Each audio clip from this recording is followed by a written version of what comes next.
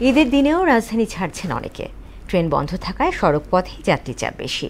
তারা বলছেন নানা কাজে আগে ভাগে থাকা ছাড়ার সুযোগ মেলেনি, তাই ঈদের দিনটিকে বেছে নেয়া। আরও জানাচ্ছেন মুনতাসির মামুন।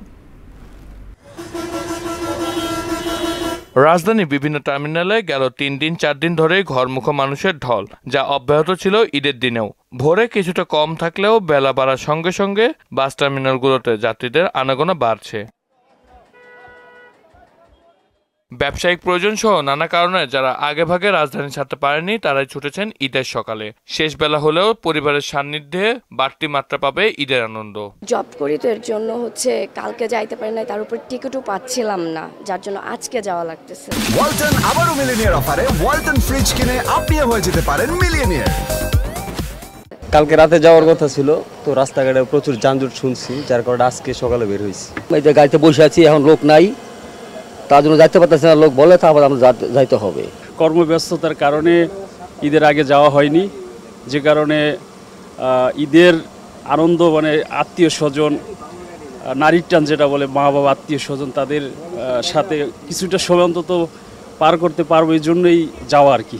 দিন বাড়ি যায় না, যানজটের কারণে আমরা সুস্থভাবে বাড়িতে যাইতেছি, মানে যানজট কম হওয়ার কারণে বাচ্চা কাচ্চা নিয়ে এই জন্য আর কি। এবার ঈদ যাত্রায় পথে পথে যানজটের কারণে ঠিক সময় ঢাকা পৌঁছাতে পারেনি অনেক যানবাহন। ফলে ঈদের দিনেও গাড়ি বের করছেন পরিবহন সংশ্লিষ্টরা। তার উপর বাড়তি লাভে আশাও আছে। আজকে একবারই ভাগ, আজকে কোনো লোকজনই নাই, কিন্তু কালকেও খুব যানজট গেছে, পরশু দিনও যানজট অতিরিক্ত গেছে। এবার যানজটে লেগে যাত্রী সব গেছে। কুরবানির জন্য যাত্রী কম, হয়তো বিকালে হবে।